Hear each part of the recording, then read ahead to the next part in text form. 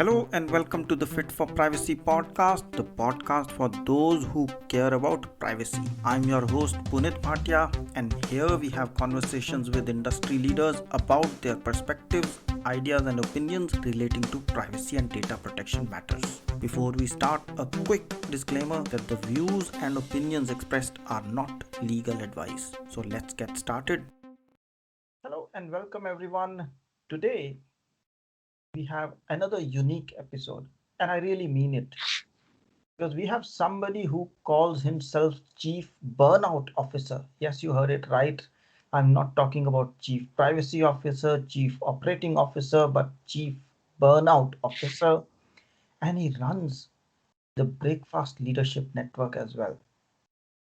So, as you can understand, our guest is unique and he has unique perspective on privacy, on life, and on different matters. And we are going to have a wonderful conversation. I am talking about Michael Levitt. So, Michael, welcome to the show. Thank you very much. Happy to be here. So, it's great to have you. What's your story? How did you get into what you are doing?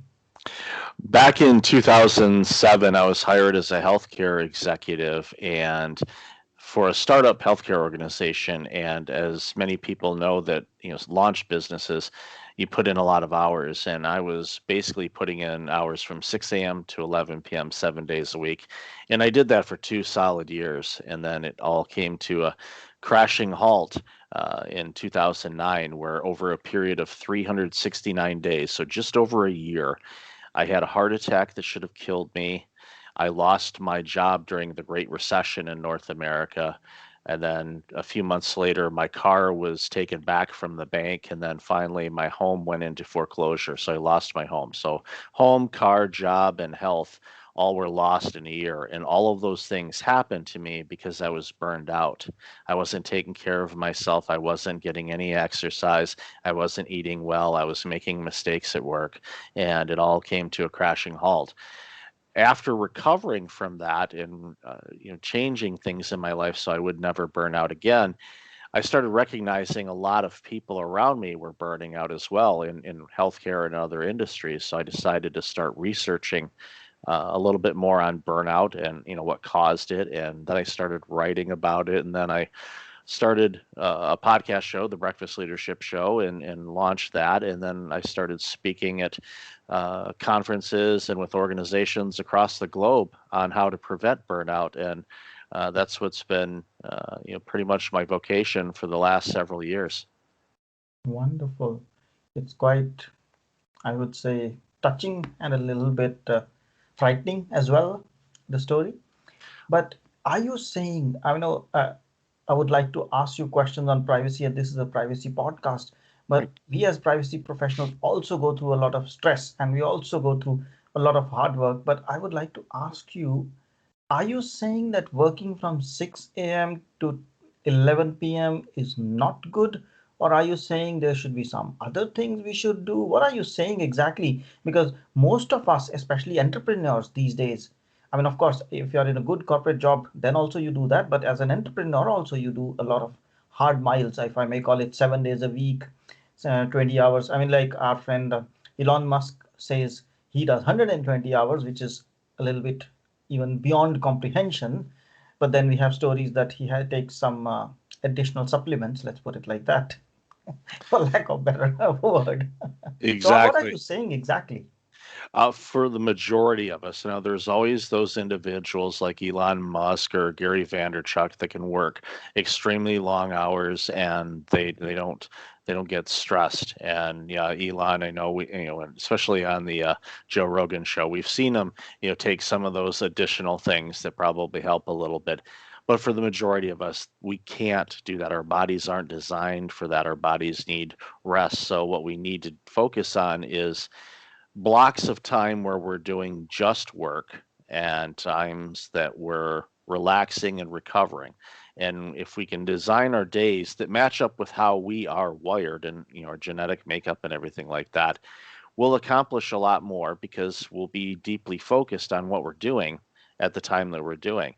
Privacy is such a big thing, and everybody that is watching and listening to this, I completely understand the role of privacy. When I was in my healthcare role, that was one of the things that I had to watch out for, because health records are very important, because you need to protect the privacy of patients, all of their information, because pretty much everything about that patient tends to be captured in the medical record, whether it's their biogenetics, their health, their weight, all that stuff, but also if they're dealing with certain issues in life, that is also documented, whether they're having marital problems or problems with their family or anything like that. That gets documented in those records. So we as privacy officers and people that work in IT need to make sure that that information is protected. And it can be very stressful. But again, you have to design your work life where you have a harmony of work and not working. And when you do that, you'll feel better. You'll have reduced stress. And without stress, you can't burn out. So you're saying you can work as many hours as you want, but your body is designed to take rest. So give it opportunities to rest, give it opportunities to think different, have some leisure activity in between, and then listen to your body. It's so critical, because when you are rested, you will see things. If you're constantly working and you're not getting any rest, then you're not going to see things. And in privacy, you may not see a privacy breach that's starting to happen, or you might overlook something where it leaves a door open for a privacy breach, or malware, or cyber attacks or things like that. And you can avoid that if you're rested when you're doing your job. Yeah, I think in any job, rest helps, but in privacy, since you're having to focus on so many dimensions, it's even more important. In fact, I can give you an example. I usually learned that you should, utilize time. That's what normally the self-help people say. So whenever I was going for a walk, I would put in the earplugs and I will listen to a book. And at certain point in time, it was a bit too much. And then I read another book which said you should give yourself free time, that is not do anything time. So I said, okay, let's practice it. And that evening, when I went for a walk for first 15 minutes, I didn't listen to anything. And I found it was refreshing because I allowed things which are happening during the day. I allowed things which I'm listening to be processed and analyzed. And then thoughts were flowing freely saying, I have to take care of that thing and that. And then when I came back, I just made notes. These are the things to do. So it was so refreshing. And that was a very different thought. Normally say, do this, do this. It was don't do anything. It allows you to recharge. I fully support that and agree with it. And I do that often, where I don't have the music playing. I don't have my phone in my hand. I don't have the computer open. I can sit out on my balcony, or I'm going for a walk and I'm just observing and listening to nature, and not doing anything else. And it helps you get grounded. It helps your breathing. It helps a variety of different things, and gets you, more in touch with what's around you, because often we are completely oblivious of what's happening around us, or we constantly have noise, whether it's music playing or podcasts or the news on television or anything like that. It's good sometimes just to shut everything off and just be. And when you do that, it relaxes you, and it allows you to have more clarity in your life. And when you have clarity and you can see things, you're going to be a better person working and protecting privacy of the information that you were hired to protect. So I'm curious to know and ask, what does privacy mean for you? Because you mentioned you were in healthcare, now you're in burnout space. So what does privacy mean for you? For me, if I had one word, I would say safety, or I would say protection, but basically the same thing. Mhm. Privacy is protection for the information that your customers, clients, patients, whoever you serve, entrust you to hold. For me to give you information that is, personal about me, or any type of stats, whether it's credit card information or, demographics or anything like that, as a client or customer or whomever, we are trusting you to protect that. So privacy means my information will only be seen by who should see it and no one else will be able to see it, and it's protected. So protection is the word that I think when I think about privacy. Good. That's interesting. You seem to know also about privacy. And the question then would be, you may have heard of this law called GDPR. There's a lot of noise about it. What Mhm. one word that comes to your mind when you think about GDPR? The word that comes to mind on this one, I could easily say safety or protection, Yeah. but the thing that really jumped out at me when that legislation came into law and was passed was, uh, and the word that I'm looking for, and I just had it and it just escaped me, but it, it was basically, let me kind of flesh this out a little bit. Well, it was long overdue because I think there wasn't, consistency. Thank you. There wasn't anything. Everyone was trying to do privacy, and most organizations are good, but there wasn't a standardization of what that actually looked like.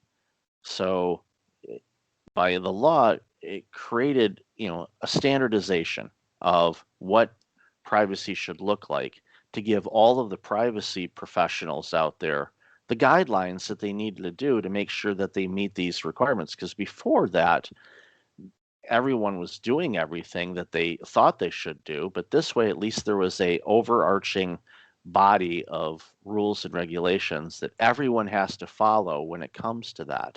And it was long overdue, and I wish the rest of the world would apply it in different industries as well, especially in the United States or Canada or other parts of the globe, because some of it was specific to that region. But I think it's important, especially in a global economy, global access to information. I think it's important that there be a standardization across the board. Wonderful. And we'll switch between privacy and your core competence, that's burnout.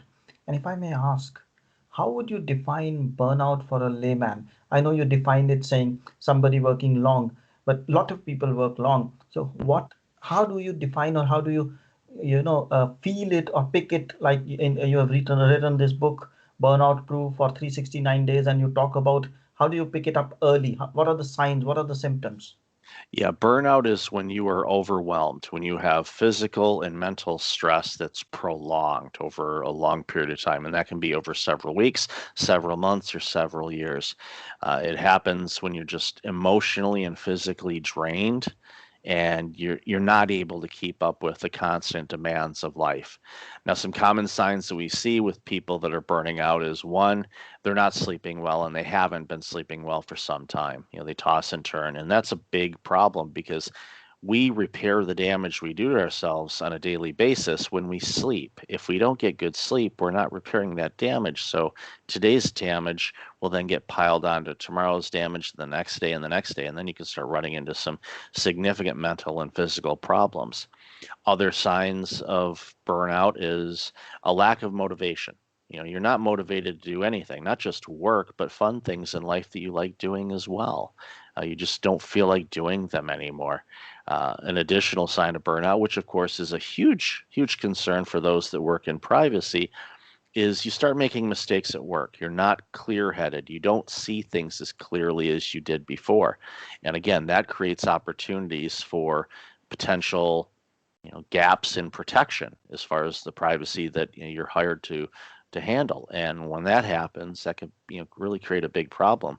And then another sign also is you're more irritable than normal. So little things that aren't normally a huge concern seem like the biggest challenges in the world. And it's just because you're constantly under this pressure and stress to perform and you're overwhelmed by everything that you have to do. So those are the common signs that I see with individuals and with teams that are burning out. Okay. So consistent, sustained period of either lack of sleep or lack of motivation or making mistakes or being irritable over a continuous period of time. And if it's sustained over longer duration, it tends to manifest into what we call burnout. Yes. Okay. And then what is the relevance of privacy in context of burnout? I mean, would privacy matter because it's such a painful thing for somebody to have a burnout? Would they seek privacy, or how would privacy play a role in that? Oh, it definitely is a huge issue, especially with some of the individuals that I've worked with in the past, because I've worked with Fortune 500 companies and individuals, and many of these organizations, well, actually all of them that are Fortune 500, tend to be publicly traded. So their companies are on the stock exchanges across the globe. And what would happen is if it got out that the CEO of a certain company was burning out and they weren't, healthy, they weren't doing well, that could impact that stock price, costing investors millions or billions of dollars. And then all of a sudden you have a huge problem. There's news in the press.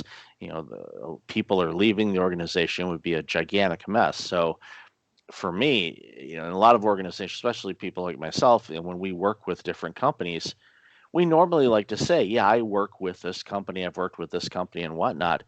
But because of privacy reasons, I can't tell people who I've worked with because it would violate the privacy of that individual or that team that was dealing with a pretty significant challenge of stress and burnout.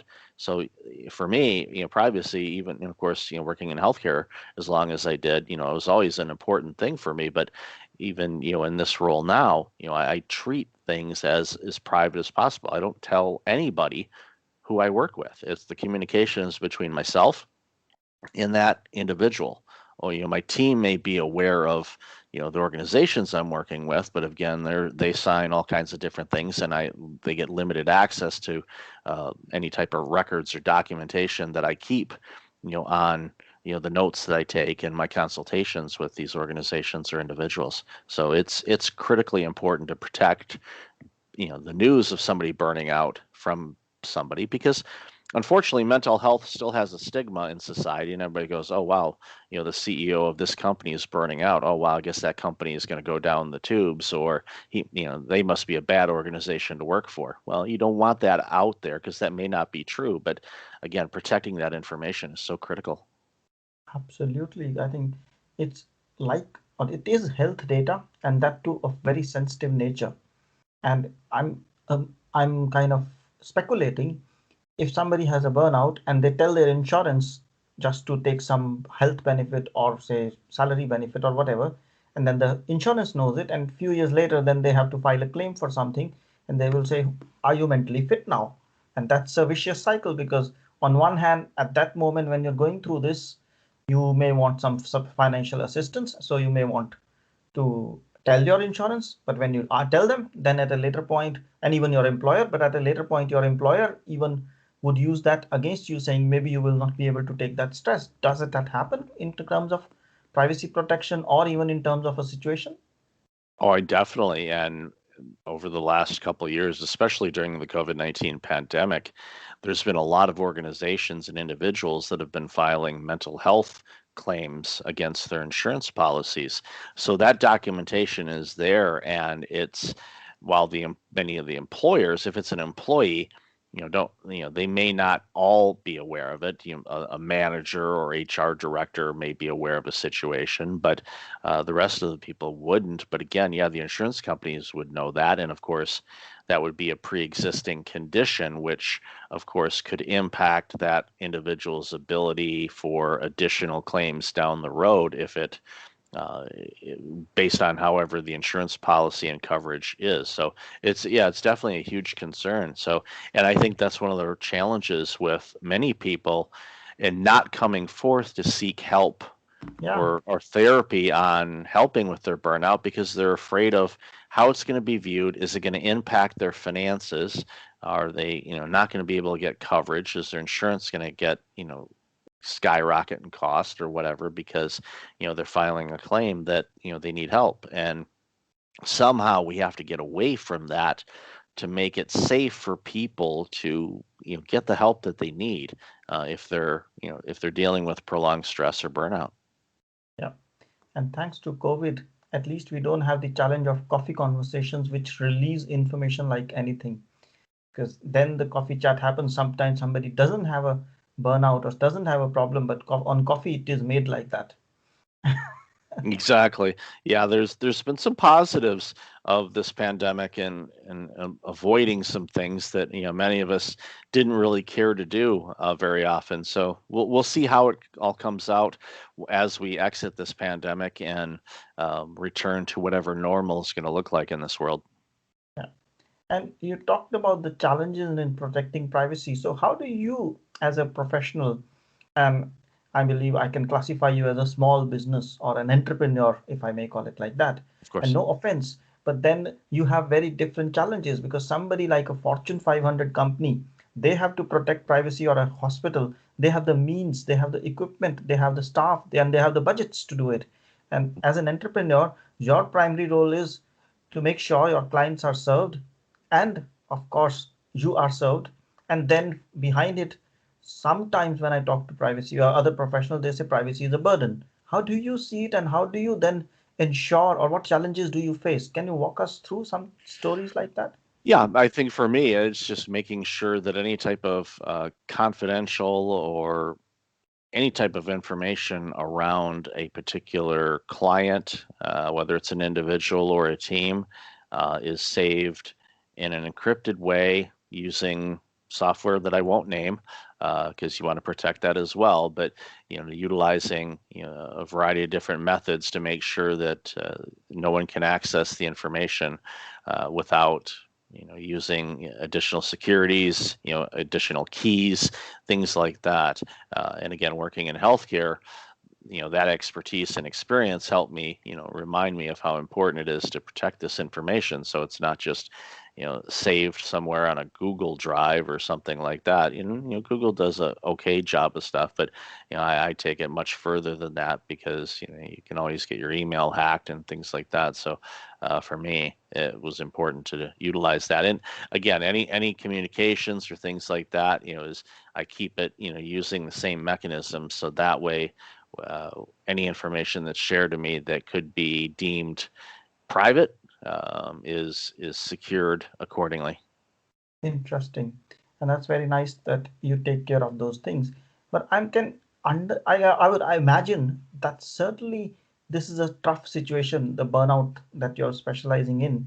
But there may be ways in which you can preempt it or prevent it, because there's preventive care is always better than remedial care. So from privacy professional perspective, any DPO or any privacy professional or chief privacy officer listening who have a very stressful job, and even consultants, because we tend to work, when I was in my corporate life, we were working 11, 10 hours regularly, and it was not 11, 10 hours, it was back to back meetings. Every hour you are in a meeting, and every hour it's demanding that somebody needs. And now it's the same thing with clients, because every 2 hours you are switching context.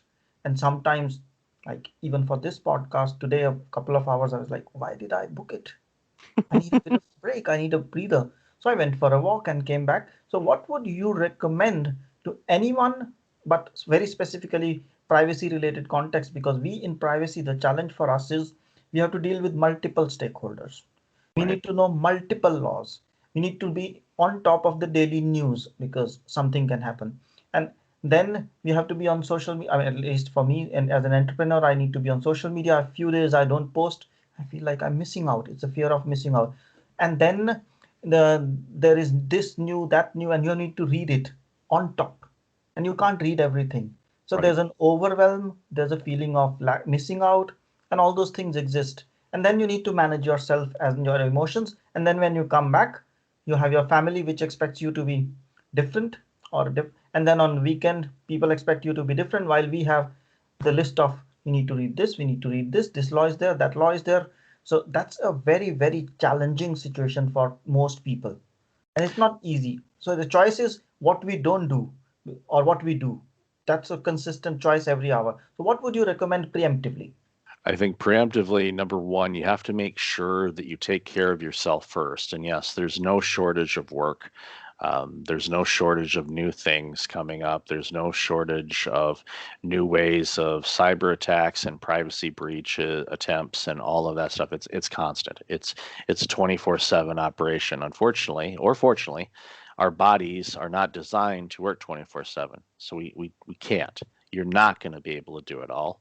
You're not going to be able to read everything, so you have to be selective and really fine tune. If there could be 20 different trade journals that you subscribe to about privacy, you need to scale that way back and pick 2 or 3 that you trust give you the best information. And it could be, and I'll give an example, like newsletters.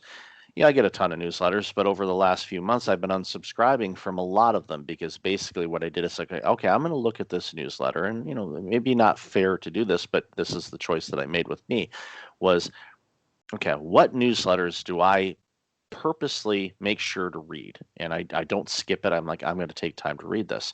So I started moving those into a different folder in my email. And then everything else I just left, and then I went through and I did a mass unsubscribe on a bunch of them because I'm like, I'm not going to miss those because I'm not really looking at them that much. So you need to have boundaries around what you consume and the time that you consume them, because one of the reasons why many people burn out is you're switching gears and switching tasks all the time. And those tasks are not similar in nature. Where, let's say you're going to have a phone call at this time, then all of a sudden you're going to, in 10 minutes later, you're going to start working on this big spreadsheet or review a bunch of reports, and then you have another phone call. Those are different things. So start grouping like tasks together, so that way your brain is already in the mode of that type of work that you need to do. As far as meetings, we all know there's too many meetings. We know that.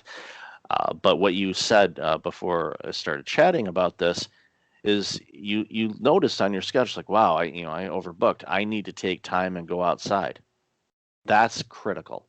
You need to take breaks in between your meetings because if you don't, you will break. And in my situation, I was going, and it all came to a crashing halt. And then I couldn't work for 17 weeks. So think about this. You're a privacy officer. All of a sudden, you are out of commission and you are not able to work for 4 months. A lot of people are going to go, I can't have that happen. I'm like, well, the way that you're living, it's going to. Or, like in my situation, my heart attack should have killed me. My doctor told me I was very fortunate to be alive. It should have killed me. So, and there's a stat that the World Health Organization just released a few weeks ago. It was data from 2016 that said, and it said over 700,000 people globally die each year of heart disease or stroke if they work more than 55 hours a week. Now, I'm guessing most of the people listening to this right now probably work more than 55 hours a week. And that's information from 2016. So that's 5-year-old data.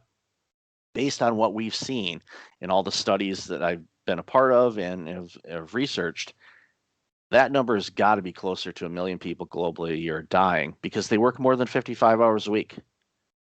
That is, you can't work long hours. You're not gaining anything. You're not going to catch anything by working the long hours. You're going to miss things. The more hours you work, the more tired you get. And the more tired you get, you're not going to see things. So your quality of work diminishes the longer you work. So if you want to do great work, minimize the amount of hours you work, maximize self-care and taking care of yourself and taking those breaks in between the meetings just to get fresh air or a drink of water, anything to separate and give yourself a moment to breathe. You'll be better, you'll be healthier, you'll reduce your stress, and then you won't burn out. Wonderful. And I think that gives me an analogy, which I listened to in a book. As I said, I listened to multiple books. That was like you recharge your phone at night. You've got to recharge yourself at multiple times because every time we see every few hours, is there a battery? Is it enough charge? Is there a message? So you need to look within and say, am I enough charged? And do I have any alerts, notifications from my body which say, take a break, take a pause, go for a walk, go for a coffee, go for a water, or whatever you need, so that you sustain your energy level rather than managing your work, manage your energy on a day-to-day basis. And your profound message reminds me exactly of that. So For somebody like you, I would like to ask you a question which I recently started asking on this podcast.